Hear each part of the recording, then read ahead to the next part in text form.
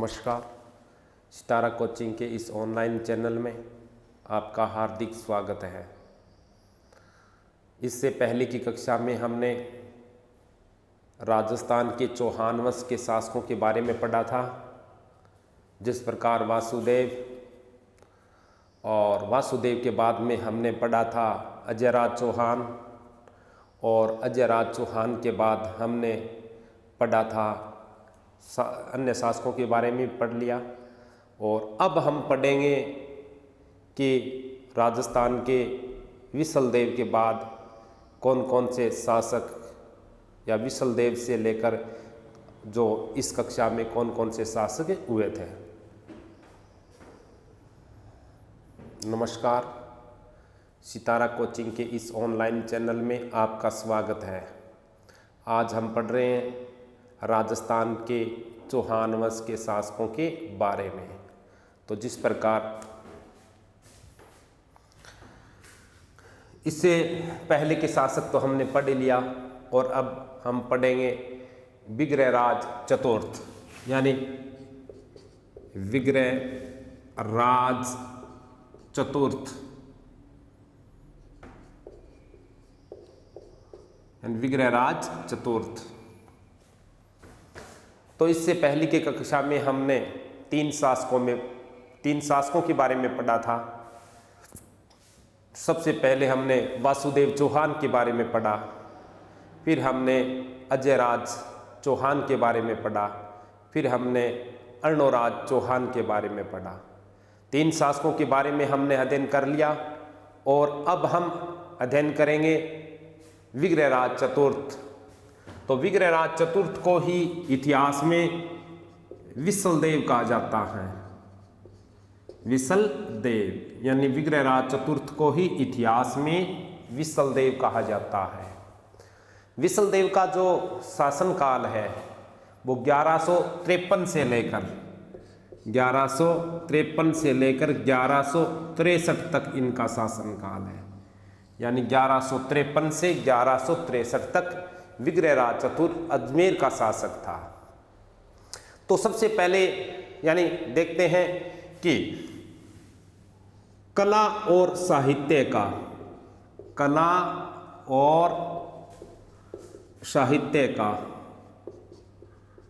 स्वर्ण युग, यानी कला और साहित्य का जो स्वर्ण युग है वो विग्रहराज चतुर्थ का शासनकाल कहलाता है।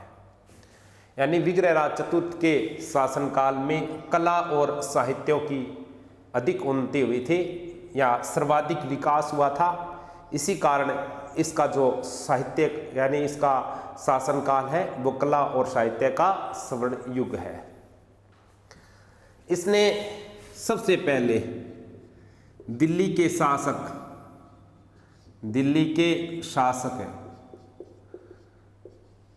यानी विग्रहराज चतुर्थ ने सबसे पहले दिल्ली के शासक तंवर को हराया था।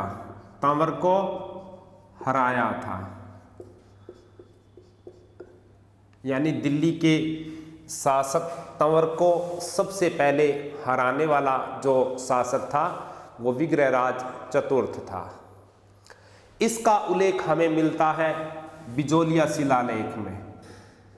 इसका उल्लेख मिलता है हमें बिजोलिया शिलालेख में। तो बिजोलिया शिलालेख में उल्लेख मिलता है कि विग्रहराज चतुर्थ का ही दूसरा नाम विसलदेव था, और विसलदेव का जो शासनकाल है वो कला और साहित्य का स्वर्णयुग कहलाता है।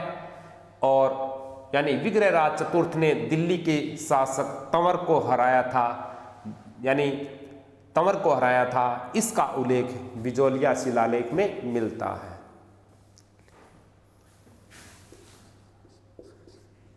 शिवालिक अभिलेख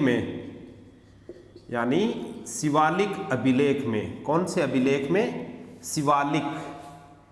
शिवालिक अभिलेख में, यानी शिवालिक अभिलेख में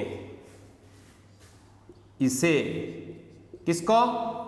विग्रहराज चतुर्थ को, यानी शिवालिक अभिलेख में विग्रहराज चतुर्थ को विष्णु का अवतार माना गया है, विष्णु का अवतार माना गया है।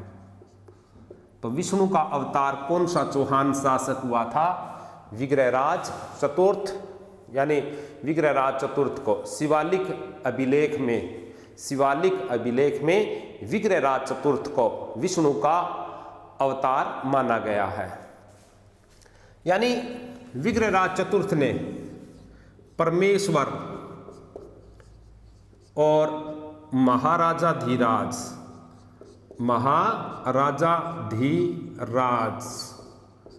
परमेश्वर और महाराजा धीराज की उपाधि धारण की थी विग्रहराज चतुर्थ ने। तो चौहानों का प्रथम शासक विग्रहराज चतुर्थ था, जिसने महाराजा धीराज की उपाधि धारण किए थे।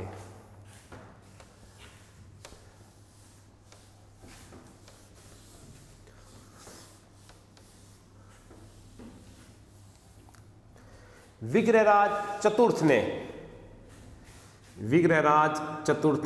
अजमेर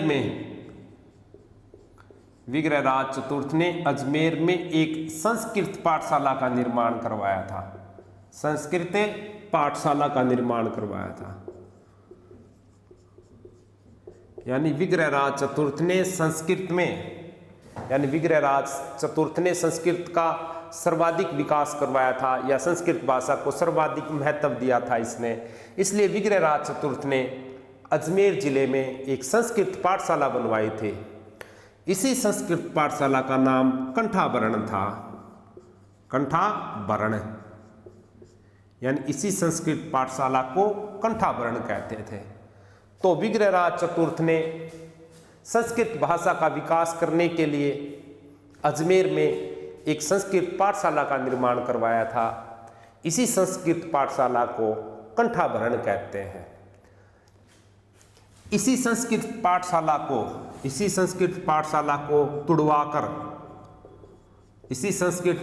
को तुड़वाकर कुतुबुद्दीन ऐबक ने डाइदिन का झोंपड़ा बनवाया था, यानी डाइदिन का झोंपड़ा बनवाया था। तो आज जो डाइदिन का झोंपड़ा है, यानी कई बहुत बार परीक्षा में प्रश्न पूछा गया है कि डाइदिन के झोंपड़े का निर्माता कौन था, तो डाइदिन के झोंपड़े का निर्माता कुतुबुद्दीन ऐबक था। और कुतुबुद्दीन ऐबक ने जो डाइदिन का झोंपड़ा बनाया था, इस झोंपड़े के स्थान पर प्राचीन समय में एक संस्कृत पाठशाला थी। इस संस्कृत पाठशाला को कंठाभरण कहते थे, और इस संस्कृत पाठशाला का निर्माण विग्रहराज चतुर्थ ने करवाया था। तो डाइदिन का झोंपड़ा, तो डाइदिन का जो झोंपड़ा बना हुआ है, उनके स्थान पर प्राचीन समय में एक संस्कृत पाठशाला थी।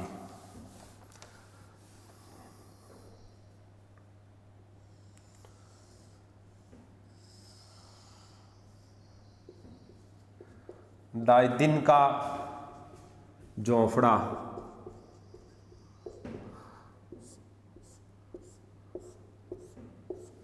यानी डाइदिन का झोंपड़ा। तो सबसे पहले याद रखना है कि ये राजस्थान में 16 खंभों की पहली मस्जिद है, 16 खंभों की पहली मस्जिद। तो 16 खंभों की जो पहली मस्जिद किसे माना गया है, तो 16 खंभों की जो पहली मस्जिद है वो डाइदिन का झोंपड़ा है। यानी डाइदिन के झोंपड़े का, यानी इसका डिजाइन, डाइदिन के झोंपड़े का जो डिजाइन बनाया था, वो बनाया था अब्बू बकर ने।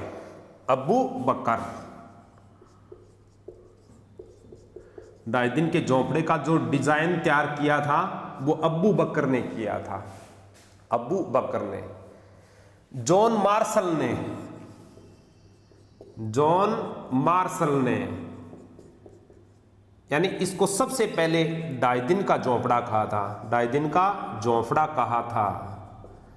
तो सबसे पहले तो ये मस्जिद थी 16 खंभों की, और जॉन मार्शल ने इसे सबसे पहले डायदिन का झोंपड़ा कहा था, और ये अजमेर में है। और डायदिन के झोंपड़े का जो डिजाइन बनाया था जिसने, उसका नाम अब्बू बकर था। मर्सी ब्राउन के अनुसार, मर्सी ब्राउन के अनुसार, ये मर्सी ब्राउन बताता है कि ये डायदिन का झोंपड़ा नहीं था। इस स्थान पर पंजाब साहे का डायदिन का उर्स लगा था, यानी पंजाब साहे का डायदिन का उर्स लगा था। इसी कारण इसे डायदिन का झोंपड़ा यानी कहते हैं। कर्नल जेम्स टोड के अनुसार, कर्नल जेम्स टोड, यानी कर्नल जेम्स टोड ने इसे क्या बताया था? कर्नल जेम्स टोड ने यह बताया था कि यह इतनी बड़ी और सुरक्षित इमारत मैंने, इतनी बड़ी और सुरक्षित इमारत मैंने भारत में नहीं देखी। यानी डायदिन के झोंपड़े के बारे में कर्नल जेम्स टोड बताता है कि मैंने इतनी बड़ी और इतनी सुरक्षित इमारत भारत में कहीं नहीं देखी। इसी के बारे में कहते हैं। तो देखो, डायदिन का झोंपड़ा अजमेर में है। इसका डिजाइन अब्बू बकर ने तैयार किया था। मर्सी ब्राउन के अनुसार जो डायदिन का झोंपड़ा है, इसके स्थान पर पंजाब साहे का डायदिन का उर्स लगा था। इसी के कारण इसको डायदिन का झोंपड़ा कहते हैं। कर्नल जेम्स टोड के अनुसार, यानी मैंने इतनी बड़ी सुरक्षित इमारत भारत में कहीं नहीं देखी। जॉन मार्शल ने इसे सबसे पहले डायदिन का झोंपड़ा कहा था। 16 खंभों की जो पहली मस्जिद है राजस्थान में, 16 खंभों की जो पहली मस्जिद है वो डायदिन का झोंपड़ा है।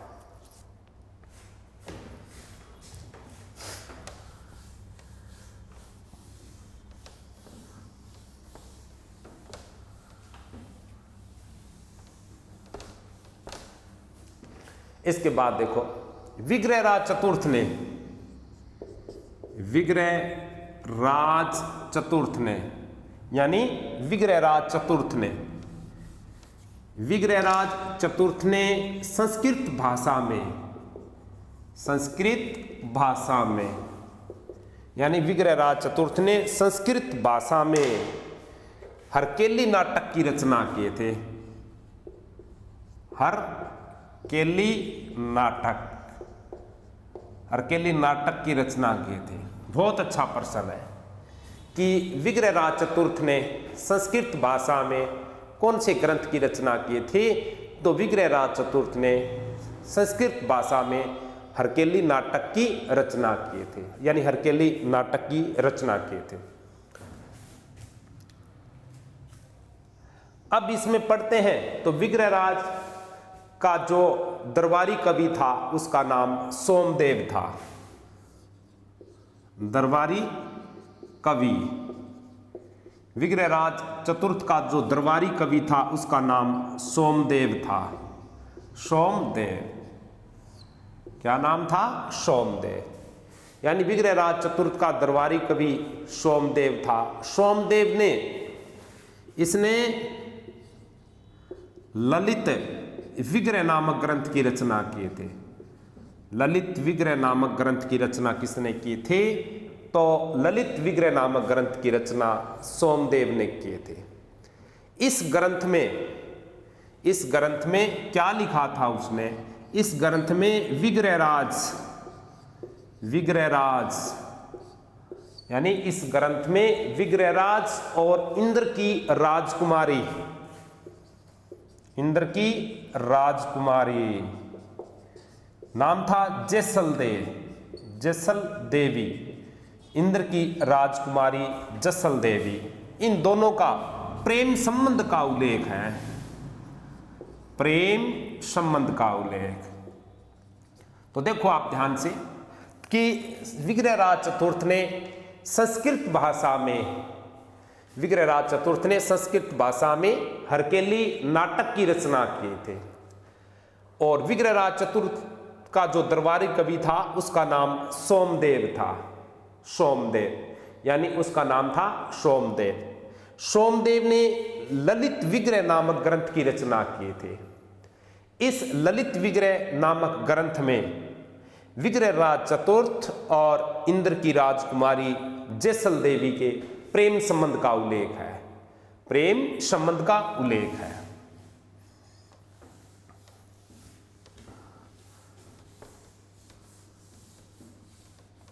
इसके बाद देखते हैं क्या है कि विग्रहराज चतुर्थ के दरबार में एक और भी कवि था, यानी विग्रहराज चतुर्थ के दरबार में एक और भी कवि था जिसका नाम जयानक था। जयानक।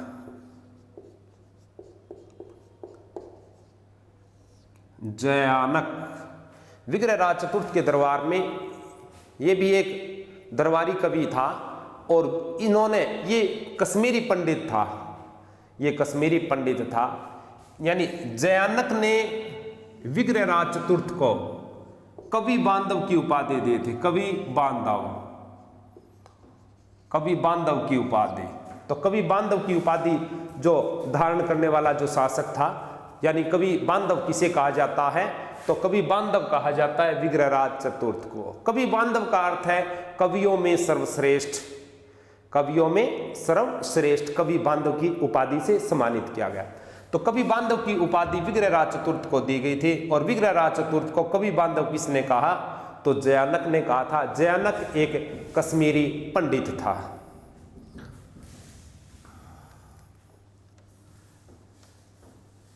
इसके बाद देखो आप कि विसलदेव रासो,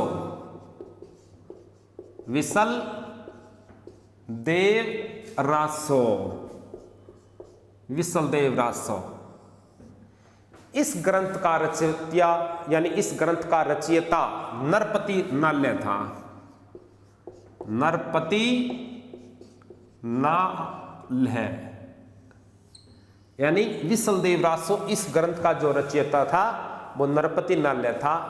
इस ग्रंथ में राजा भोज, राजा भोज की पुत्री, राजा भोज की पुत्री राजमती, राजमती और इधर विग्रहराज चतुर्थ, विग्रहराज चतुर्थ, इन दोनों के प्रेम संबंध का उल्लेख है विसलदेव रासो ग्रंथ में।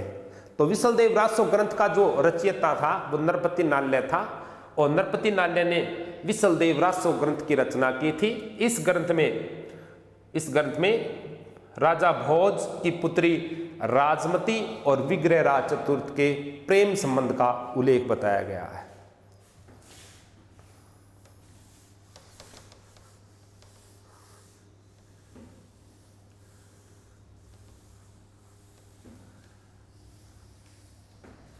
अब इसमें देखते हैं विग्रहराज चतुर्थ के बारे में।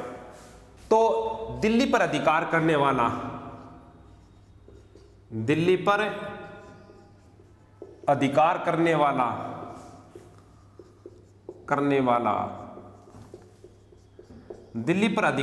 वाला जो पहला शासक था वो विग्रहराज चतुर्थ था। यानी दिल्ली पर अधिकार करने वाला जो पहला शासक था वो विग्रहराज चतुर्थ था।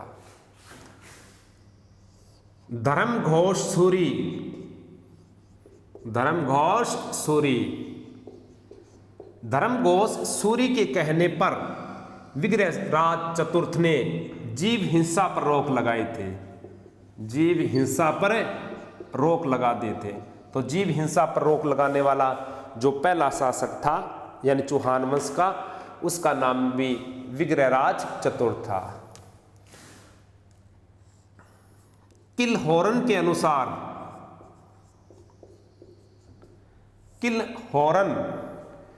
किलहौरन के अनुसार यह वह प्रथम हिंदू शासक था।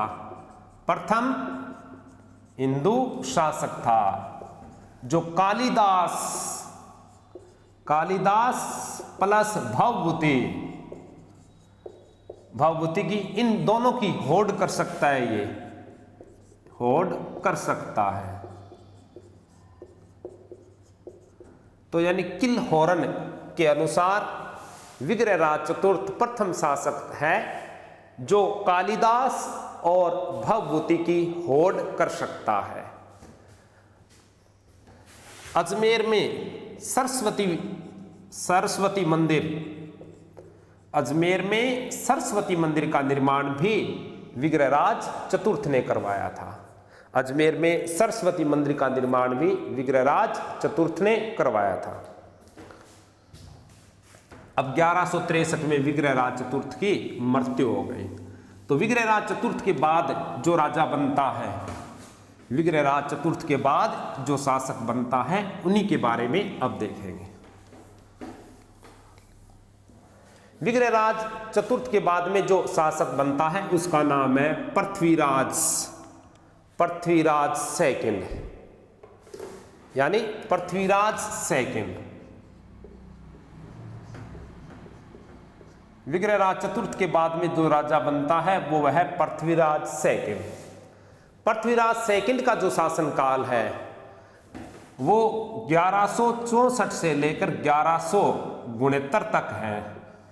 1164 से लेकर 1169 तक अजमेर का जो शासक था वो पृथ्वीराज सेकंड था। यानी पृथ्वीराज का बड़ा भाई,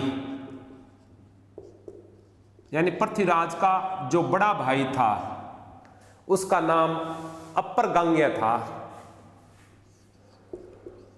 अपर गांग्य, इसके बड़े भाई का नाम अपर गांग्य था। अपर गांग्य की हत्या पृथ्वीराज तृतीय ने किए थे। इसकी हत्या पृथ्वीराज तृतीय ने किए थे।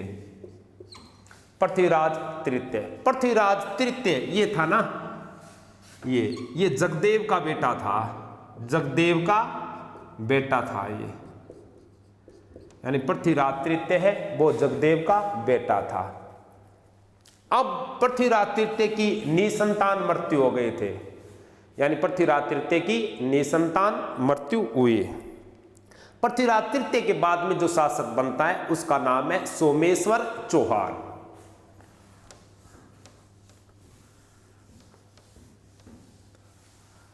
इसके बाद जो राजा बनता है उसका नाम है सोमेश्वर चौहान।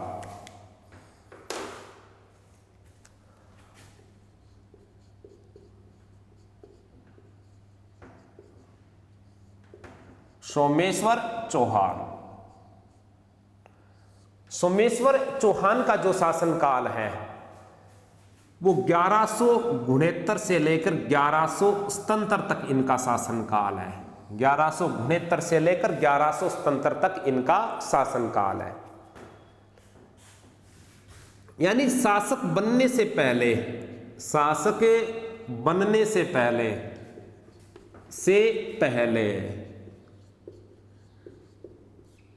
शासक बनने से पहले, और ये सोमेश्वर, यानी शासक बनने से पहले सोमेश्वर, जयसोम, यानी शासक बनने से पहले सोमेश्वर, जयसोम और कुमारपाल ये गुजरात के थे। ये गुजरात के थे, इनका दरबारी था ये। यानी शासक बनने से पहले ये सोमेश्वर चौहान, गुजरात के दो शासक थे, दो भाई थे, जयसोम और कुमारपाल, इनका दरबारी था ये, इनका दरबारी था। अब इसके बाद में यानी सोमेश्वर ने कोंकण के शासक मल्लिका अर्जुन, यानी इसने, जो सोमेश्वर चौहान था, इसने कोंकण के शासक मल्लिकार्जुन की हत्या किए थे। मल्लिकार्जुन की इसने हत्या किए थे। किसने? सोमेश्वर ने। कलचुरी के नरेश, यानी कलचुरी का एक शासक था, और उस शासक की पुत्री का नाम कपूरी देवी था। कपूरी देवी यानी कलचुरी का शासक था और उसकी पुत्री का नाम कपूरी देवी था।